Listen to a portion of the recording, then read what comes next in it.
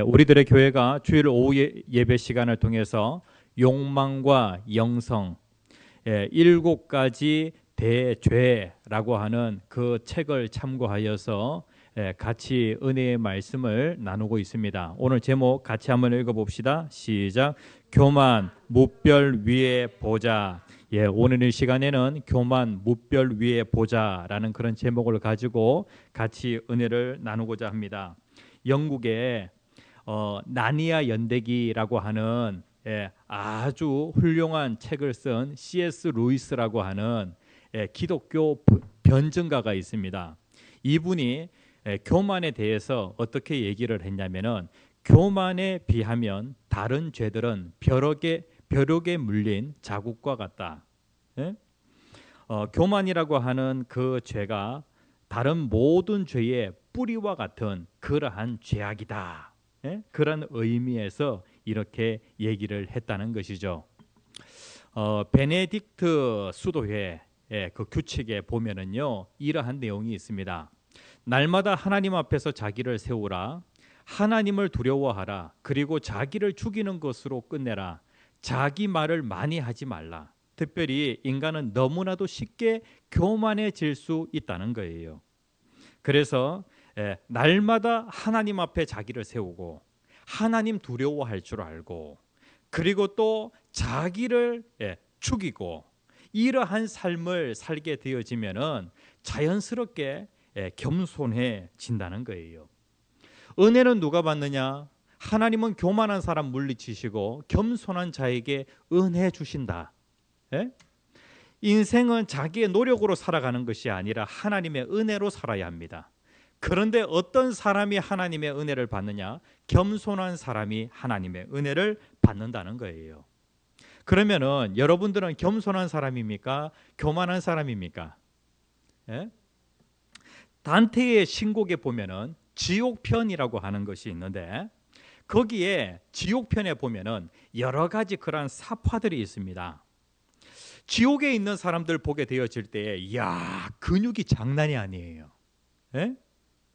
단테의 신곡 지옥편의 어느 한 사파의 내용인데요. 벌거벗은 사람의 그 몸을 보게 되어질 때 근육이 장난이 아닌 거예요. 왜 이 사람이 이렇게 근육질일까?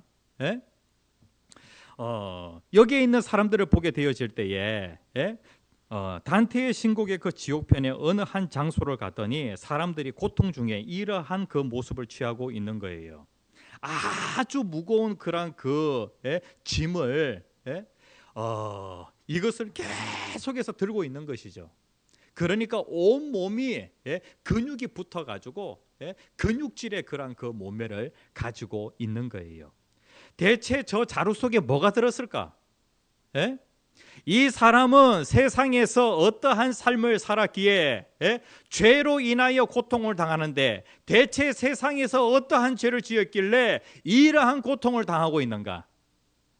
여기 있는 사람들은요 지금 무엇을 들고 있냐면 돈자루를 들고 있어요. 저 바닥에 보면은 동전이 떨어져 있는데 그것을 보았을 때에 야, 이 사람들이 세상에서 돈을 사용하는데 순전히 자기의 쾌락을 위하여서 자기의 욕심을 채우는 데에 그 돈을 몽땅 다 사용을 해버린 거예요. 그래서 그 죄악 때문에 지옥에서 고통을 당하는데 어떠한 고통을 당하냐면은 이 돈자루를 갖다가 계속해서 들고 있어야 되는 그러한 고통을 당하고 있더라는 것이죠. 하나님께서는 우리 행위를 보시고 우리의 행위를 정확하게 달아보시고 거기에 따른 상과 벌을 내리십니다. 그런데 특별히 지옥은 벌 받는 곳이죠. 그런데 지옥의 그 벌 받는 그 기간은 영원입니다. 영벌을 받게 되어지는데 이러한 벌을 받고 있더라는 거예요. 특별히 교만했던 자들, 이러한 사람들은 지옥에서 어떠한 그 벌을 받고 있을까? 단테의 신곡에 보면은 이렇게 묘사하고 있어요. 그것도 마찬가지로 무거운 바위를 쥐고 사람들이 느리느리 걷고 있다는 거예요. 무거운 그런 그 바위에 짓눌려 가지고 걸음을 제대로 옮길 수 없을 정도로 그러한 모습이라는 것이죠. 이 사람은 지금 어떻게 하고 있냐면은 완전히 그냥 가슴이 쭉 바닥으로 쳐져가지고 땅만 보면서 그렇게 걸어가고 있다는 거예요. 세상에서 교만한 사람들은 걸어갈 때에 어떻게 걸어갑니까? 그 위에서 아래로 사람들을 내려다보면서 그렇게 걷게 되어지죠.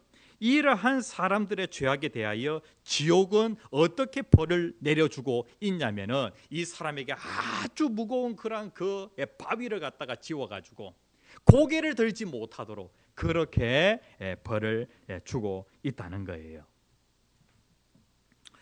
오늘은 욕망과 영성이라고 하는 이 주제의 마지막 시간입니다. 우리가 그동안 6가지 죄를 살펴보았고 오늘 이 시간에는 죄 가운데 7가지 대죄 가운데 뿌리라고 할 수 있는 교만에 대해서 같이 살펴보고자 합니다. 교만이 뭐냐? 교만이 가지고 있는 그 본질적인 부분이 뭐냐 하면은 교만은 자기를 높인다는 거예요.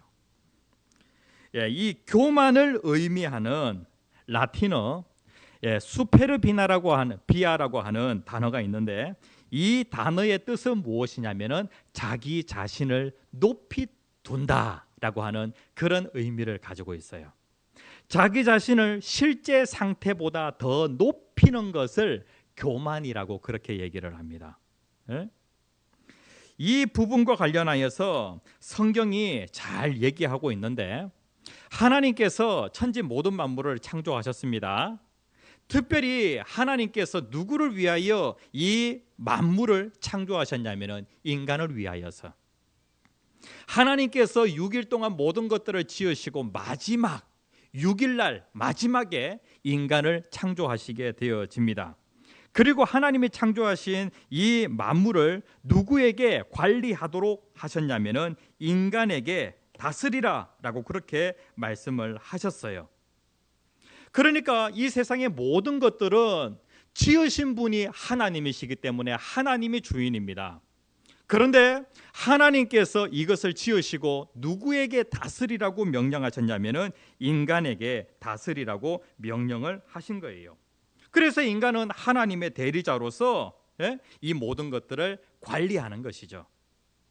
하나님께서 인간에게 아담에게 동물들의 이름을 지어라고 그렇게 하셨어요. 이름을 지어준다라고 하는 것은 무엇을 나타내냐면은 이름을 짓는다. 이것은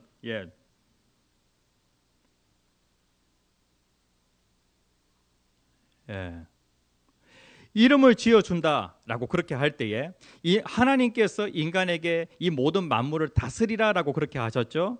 그런데 그 모든 것들의 이름을 아담이 짓도록 하나님이 그렇게 하셨습니다.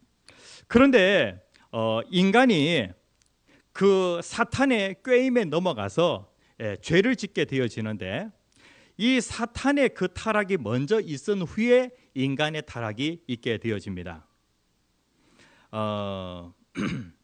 이 천지 모든 만물을 창조하시기 전에 천사의 타락이 영적인 세계에서 먼저 일어나게 되어집니다. 하나님께서 천사를 지었어요. 특별히 천사들 가운데 천사장 3사람이 있는데 그런데 그 천사장 가운데 루시퍼라고 하는 천사장이 있어요. 그런데 이 루시퍼라고 하는 천사장이 하나님의 위치에 자기가 올라서려고 하게 되어집니다. 그러다가 이 천사가 타락한 천사가 되어서 사탄이 되어지죠. 그러니까 이 타락한 천사, 이 사탄에게는 어떠한 본성이 있냐면은 자기를 높이는 그러한 본성을 가지고 있다는 거예요. 이 타락한 천사 사탄이 인간에게 와서 인간을 유혹하게 되어지는데 어떤 형식으로 유혹을 하게 되어지냐면은 네가 선악을 알게 하는 나무의 열매를 먹으면 네가 하나님같이 될 수 있다라고 그렇게 합니다. 그러니까 너가 하나님의 위치에 올라서라 라고 그렇게 유혹을 하게 되어지는데 아담이 그 유혹에 넘어가게 되어지죠. 그러니까 천사의 타락이나 인간의 타락을 보게 되어질 때에 한결같은 그 특징을 무엇이냐면은 자기를 최고로 높이려 했다는 거예요. 그러니까 이 교만이라고 하는 것은 무엇이냐면은 자기를 높이는 거예요. 실제 자기의 상태보다 자기 자신을 더 높이는 것을 교만이라고 그렇게 얘기를 합니다. 그래서 이 교만을 얘기할 때에 이 교만은 스스로 자기를 높일 뿐만 아니라 따지고 보면은 이것이 무엇이냐면은 스스로 하나님 되려고 하는 것과 같다는 거예요. 인간의 첫 번째 범죄는 하나님의 통치를 거부하고 스스로 하나님처럼 되어서 자신과 세계를 통치하며 살려고 한 것이에요. 그것이 바로 창세기 3장 1절에서부터 7절까지에 보면은 인간의 그 범죄에 대하여 말씀을 하고 있습니다. 그리고 이제 창세기 11장에 가서 보면은 바벨탑 사건이 나오죠. 여기에 보면은 인간이 바벨탑, 바벨시티, 오늘날로 얘기하면 주상복합 아파트, 이것을 갖다가 쭉 짓게 되어지는데 거기에 모든 것이 다 있는 겁니다. 이 바벨탑을 쌓는 데에 창세기 11장 4절에 있는 말씀 같이 한번 읽어봅시다. 시작. 또 말하되 자 성읍과 탑을 건설하여 그 탑 꼭대기를 하늘에 닿게 하여 우리 이름을 내고 온 지면에 흩어짐을 면하자 하였더니 이 바벨탑을 쌓은 그 목적이 무엇이냐면은 우리 이름을 내자는 거예요. 여기에서 우리 이름을 낸다라고 하는 이 뜻이 무엇이냐면은 스스로 이름을 짓는다라고 하는 그런 뜻을 가지고 있어요. 이름을 짓는다라고 할 때에 에덴 동산에서 아담이 동식물들의 그런 이름을 지어주게 되어집니다. 이름을 짓는다라고 하는 것은 그 대상에 대한 주권, 지배권을 가지는 것을 얘기를 합니다. 하나님께서 아담에게 이름을 짓게 하십니다. 그런데 아담은 그 에덴 동산에 자기 자신이 주인은 아니에요. 그런데 성경에 보면은 바벨탑 그 사건과 관련하여서 스스로 이름을 지어가지고 이 모든 것에 대하여 주권과 지배권을 인간이 가지려고 했던 것이 바로 바벨탑 사건이라는 것이죠. 다시 얘기하면은 인간이 하나님 되려고 했던 그 사건이 바로 인간의 타락 사건이고 그 다음에 바벨탑 사건이라고 그렇게 할 수가 있겠습니다. 사무엘하 24장 3절 말씀에 보면은 다윗은 성경이 얘기할 때에 선한 왕으로 그렇게 평가하고 있어요. 그런데 다윗 왕이 정말로 잘못한 그러한 사건과 관련하여서 우리는 무엇을 얘기해요? 다윗 왕이 잘못한 사건. 다윗 왕에도 뭔가 실수가 있었죠. 다윗 하면은 보통 우리가 무엇을 생각하냐면은 밧세바 사건. 남의 아내를 빼앗아서 자기의 아내로 삼은 것. 이것을 우리가 큰 사건으로 그렇게 생각을 하는데 하나님께서는 그것보다도 더 큰 죄를 무엇으로 생각을 했냐면은 다윗이 인구조사를 한 사건이 있어요. 인구조사 그 사건을 통하여서 하나님께서는 다윗의 그 한 사람의 죄 때문에 많은 사람들이 죽도록 하나님 그렇게 하셨어요. 하나님이 아주 큰 벌을 내리신 것이죠. 다윗이 인구조사를 한 그 사건이 무엇이냐면은 다윗이 교만했어요. 다시 얘기하면은 스스로 하나님 되려고 했다는 거예요.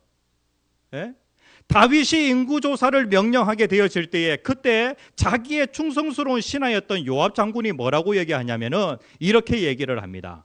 사무엘하 24장 3절에 있는 말씀입니다. 같이 읽겠습니다. 시작.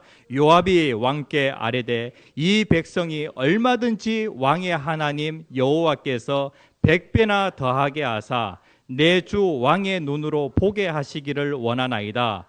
그런데 내 주 왕은 어찌하여 이런 일을 기뻐하시나이까 하되. 여기 보면은 인구조사와 관련하여서 다윗이 인구조사를 시킨 그 원인이 무엇이냐면은 그 군사력과 관련하여서 자기 자신이, 그러니까 하나님께서 이스라엘을 지키십니다. 그런데 그가 하나님을 믿지 못하여서 자기가 그 군대를 만들려고 했던 거예요.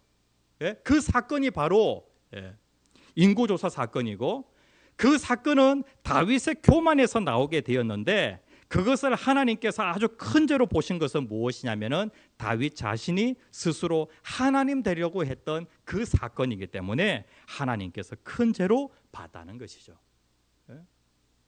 모든 죄의 뿌리가 무엇이냐? 인간의 타락, 처음 시작된 그 죄가 무엇이냐면은 인간이 하나님 되려고 했던 거예요. 그리고 바벨탑 사건도 마찬가지로 인간이 하나님 되려고 했던 거. 그리고 다윗 왕, 선한 왕이지만은 그의 인생 마지막에 인구조사라고 하는 큰 죄를 지었는데 그 또한 마찬가지로 교만, 하나님 되려고 했던 사건이라는 거예요. 교만이라고 하는 것은 최후까지 남는 그러한 죄입니다. 깊이 뿌리 내려져 있는 그러한 죄악이에요. 이 교만을 어떠하든지 우리가 이겨야 하는데, 교만을 이기는 길과 관련하여서 한 3가지 정도로 말씀을 드리려고 합니다. 교만을 이기려고 하면은 어떻게 해야 되는가? 첫 번째 같이 한번 읽어봅시다. 시작. 자기 실상 바라보기. 그러니까 이 교만이라고 하는 것은 어떠한 특징을 가지고 있냐면은 자기 기만이에요. 교만한 사람은요, 자기 자신에 대해서 잘 몰라요. 그러니까 자기 자신에 대해서, 자기의 실체에 대해서 잘 모르니까 교만한 것이죠. 이사야 14장 1절 말씀에 보면 어리석은 자는 그 마음에 이르기를 하나님이 없다 하는도다. 그들은 부패하고 그 행실이 가증하나 선을 행하는 자가 없도다. 그러니까 이 교만한 자는 스스로 하나님 되려고 하는 그러한 자고, 인간이 하나님 앞에서 어떠한 존재인지 자기의 실체를 잘 모르기 때문에 교만하다는 거예요. 사람이 자기 자신을 높이는 그 이유 중에 하나는 무엇이냐면은 자기 기만인데, 자신의 참모습을 제대로 알지 못하기 때문에 사람이 교만한 거예요. 성경에 보면은요, 바리새인과 세리의 그 기도가 나옵니다. 이 바리새인은 자기 자신의 그 실체와 관련하여서 잘 몰랐던 거예요. 그러니까 자기 기만에 빠져 있었던 것이죠. 그래서 이 바리새인은 하나님 앞에 기도하게 되어질 때 아주 교만하게 기도를 하게 되어집니다. 하나님이여, 나는 다른 사람들 곧 토색, 불의, 간음을 하는 자들과 같이 아니하고 이 세리와도 같이 아니함을 감사하나이다. 나는 일에 2번씩 금식하고, 그러니까 일주일에 2번씩 금식한다는 거예요. 그리고 또 소득의 11조를 드리나이다 라고 하면서 자기 자신의 그 실체에 대해서 잘 몰랐던 것이죠. 하나님께서 자기 의를 가지고 하나님 앞에 나아갈 때에 내가 이러한 일을 했습니다라고 그렇게 하면 하나님 그걸 인정해 주세요? 자기 의에 대해서 하나님은 누더기 옷과 같이 생각하신다 그랬죠? 그러면은 누구의 의를 가지고 하나님 앞에 나아가야 돼요? 하나님이 나를 위하여서 예수 그리스도를 보내주셨는데, 예수 그리스도 그가 나를 위하여 한 일, 그 일을 가지고 우리가 하나님 앞에 나아가게 되어질 때 하나님은 나를 의롭다고 판단해 주시는 거예요. 예수님께서는 세리를 의롭다고 판단하지 아니하시고 이 바리새인을 의롭다고 판단하지 아니하시고 세리를 의롭다고 하는 거예요. 세리는 나는 이런 사람입니다, 내 실체는 이러합니다 라고 그렇게 하면서 그는 무엇을 가지고 나아가냐면은 예수 그리스도가 나를 위하여 하신 그 일, 그것을 가지고 나아가게 되어집니다. 그러니까 이 세리는 정말로 겸손한 사람, 바리새인은 교만한 사람. 한 그 내담자가, 그러니까 이 상담을 받는 사람, 그 받는 사람을 내담자라고 그렇게 얘기하는데, 어떤 한 사람이 승진해서 실패하게 되어집니다. 자신은 정말로 지적이고 유능한 그런 사람이라고 생각을 하는데, 자기보다 덜 지적이고 덜 유능하다고 생각하는 그러한 사람이 승진하고 자기는 승진해서 떨어진 거예요. 이 사람 어떤 사람이에요? 승진해서 떨어지고 나니까 막 화가 나는 것이죠. 예? 그러니까 이 사람이 자기 자신의 그 실체에 대해서 잘 몰랐던 거예요. 그래 이제 상담을 바로 받으러 갔어요. 예? 그러니까 이제 상담을 하는 그 선생님이 이 내담자에게 여러 가지 질문을 하게 되어집니다. 이 쉰멜이라고 하는 사람인데 이 사람은 내담자에게 왜 자신이 그 동료보다 먼저 승진해야 한다고 생각하는지 물었어요. 그 내담자는 자신이 부서에서 가장 지적이고 유능하기 때문에 내가 승진해야 한다는 거예요. 쉰멜이라고 하는 이 선생님은 그 말을 듣고 그것이 정말로 사실인지 내담자에게 다시 한번 꼼꼼히 분석하면서 얘기를 하게 되어집니다. 내담자는 그 이야기가 끝나갈 때쯤에 나는 내가 정말로 지적이고 유능하다고 생각했는데 그게 아니구나 라고 하는 것을 알게 되어집니다. 그러면서 조금씩 자기 안에 있었던 그런 그 분노 이것도 조금씩 깔아앉기 시작합니다.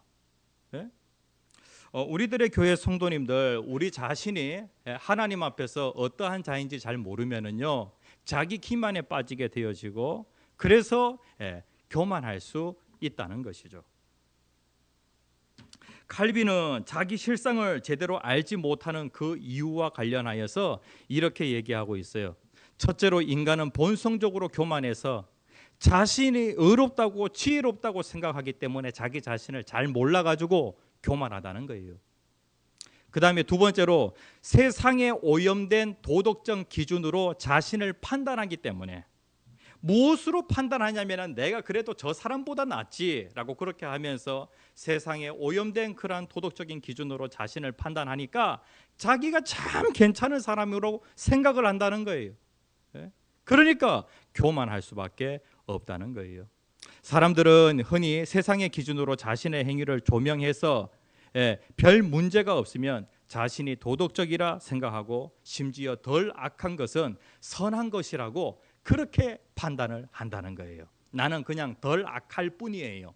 그런데 자기 자신에 대하여서 잘못된 그런 기준으로 자기 자신을 보니까 자신은 선하다고 그렇게 판단을 하여서 교만할 때가 있다는 거예요. 첫 번째 교만을 이기려고 하면 어떻게 해야 된다고요? 자기의 실상을 바라보아야 한다는 것이죠. 그 다음에 이제 두 번째 교만을 이기려고 하면은 공동체 훈련해야 됩니다. 공동체 속에 있어야 합니다. 이게 정말로 중요한데요. 교만한 사람은 다른 사람 의견을 존중하지 않고 다른 사람 말 들으려고 하지 않습니다. 이 교만한 사람, 이 사람은 철저히 자기 중심성이라고 하는 것에 사로잡혀서 그렇게 살아가게 되어집니다. 내 판단이 더 합리적이고 내 생각이 더 합리적이라고 그렇게 생각을 하는 거예요. 그리고 또 내 판단과 내 생각은 의롭고 도덕적이라고 그렇게 생각을 해요. 그런데 공동체 속에 있으면은 그렇지 않다라고 하는 것을 발견하게 되어집니다. 공동체 속에 있다 보면은 교회라고 하는 공동체, 직장이라고 하는 공동체 속에 있게 되어지면은 조금씩 자기만의 방식을 내려놓게 되어집니다. 하나님께서 대죄 가운데 죄의 뿌리라고 할 수 있는 이 교만, 이것을 하나님께서 이기도록 하시기 위하여 우리를 이 공동체로 부르신 거예요.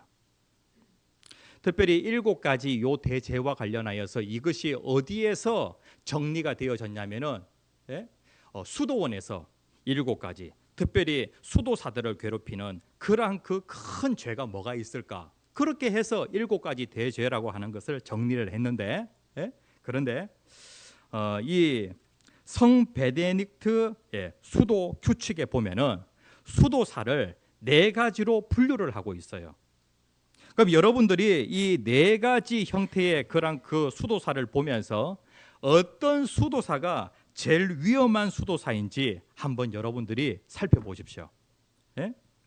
회수도사라고 하는 것이 있어요. 이 수도사는 1번 수도사는 수도 원장의 감독을 받고 규율을 따라서 다른 수도사들과 함께 공동 수련을 합니다. 이러한 수도사를 회수도사라고 그렇게 얘기를 합니다. 그 다음에 은둔 수도사가 있어요.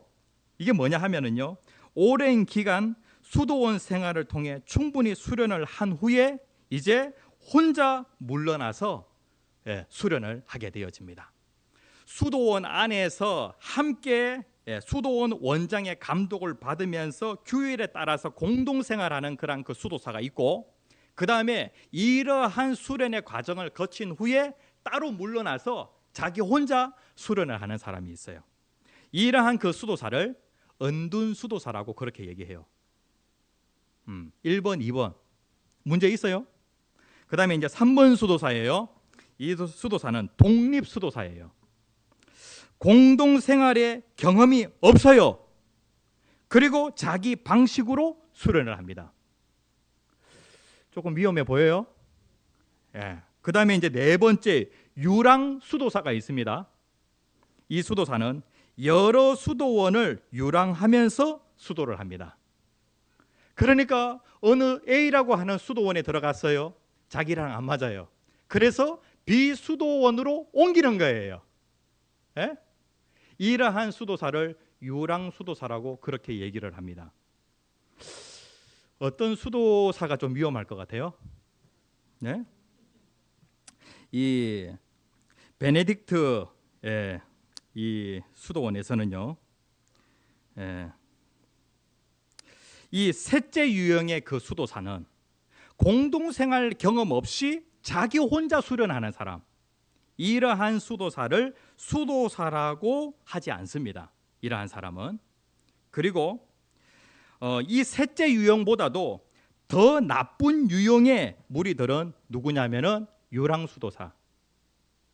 여러 수도원을 계속해서 옮겨 다니면서 그렇게 수도 생활하는 사람들, 이 사람을 가장 나쁜 형태의 그러한 수도사로 본다는 거예요. 하나님께서 우리들의 교회 성도들 한 사람 한 사람 다 우리는 죄악된 본성을 가지고 있어요. 우리 자신을 정확하게 알아야 돼요. 그렇기 때문에 이 교만이라고 하는 죄의 뿌리가 다 있는데요, 사람들 보면은 전부 다 자기 중심성이라고 하는 것이 있어요. 하나님께서 우리들의 교회로 여러분들을 부르셨어요. 그렇죠? 여기 안에서 내가 교만을 이기려고 하면은 어떻게 되어지냐면은 감독을 받고 규율에 따라서 공동 수련하게 되어질 때 점점 자기 자신을 죽이게 되어지는 것이죠.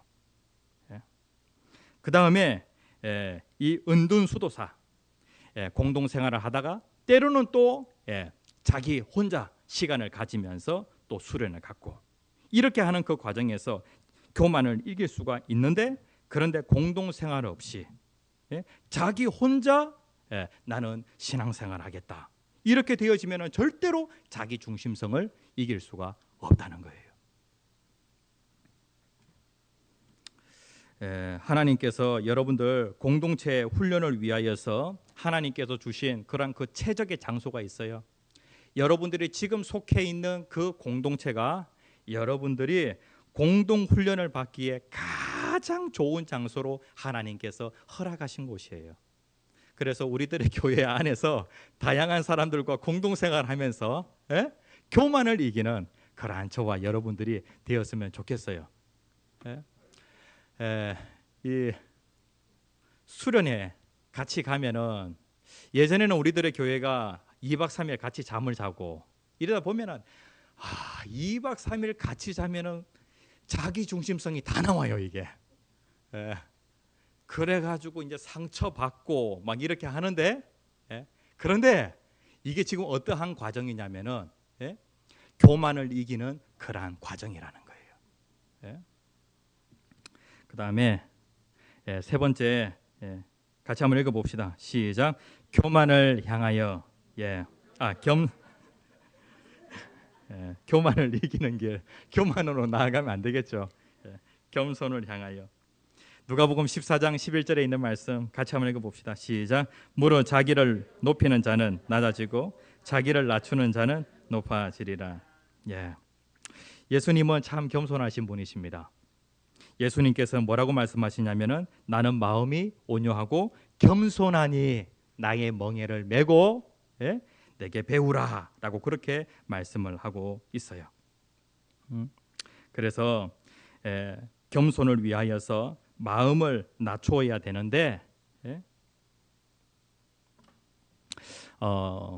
우리가 마음을 낮추려고 하면은 인간은 하나님이 창조한 피조물이며 하나님이 자비를 베풀어 주시지 않으면은 심판을 피할 수 없는 죄인이라고 하는 사실을 우리가 항상 기억을 해야 합니다. 그다음에 두 번째로 일상생활에서 다른 사람을 자기보다 낮게 여기고 낮은 자리를 찾아 앉도록 의지적으로 노력하다 보면은 내가 지금 어느 쪽으로 향하여 나아가냐면은 겸손을 향하여 나아가는 그 길이 되어지는 것이죠. 나는 하나님 앞에서 죄인이다.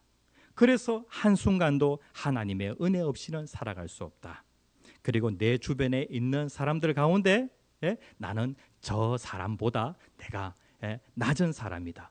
그래서 내가 자리를 앉을 때에 어떻게 하냐면은 의지적으로 낮은 자리에 내가 앉는 것이죠. 이렇게 하면은 교만을 이길 수 있다는 거예요. 마가복음 9장 35절에 있는 말씀 같이 한번 읽어봅시다. 시작. 예수께서 앉으사 12제자를 불러서 이르시되 누구든지 첫째가 되고자 하면 무 사람의 끝이 되며 무 사람을 섬기는 자가 되어야 하리라 하시고 우리들의 교회 중고청이요 이번에 수련회 가서 우리는 1등 하려고 갔어요. 1등 하려고 1등 하려고 갔는데 우리가 우리의 실상을 잘 몰랐던 것이죠. 하나님께서 이번에 달란트 축제를 통하여서 우리의 실상을 알도록 그렇게 하시고 하나님이 우리를 끝자리에 두셨습니다. 끝자리에. 그래 처음에는 막 그게 받아들여지지 않아가지고 너무나도 막 분노 이러한 것들이 올라오게 되어지죠. 그런데 하나님의 그런 깊은 뜻이 있었구나. 우리가 여기에서 1등 해가지고 50만 원을 타는 것보다도 더 중요한 것이 무엇이냐면은 우리가 겸손하여서 하나님의 그 신령한 은혜를 받는 것이 50만 원 받는 것보다 더 중요하다라고 하는 것을 깨닫도록 하기 위하여서 하나님 그렇게 하신 것 같아요. 우리들의 교회 성도님들 하나님의 기쁜 뜻을 알고 항상 겸손함으로 하나님의 은혜를 누리는 우리들의 교회 모든 성도님 되시기를 간절히 축복합니다.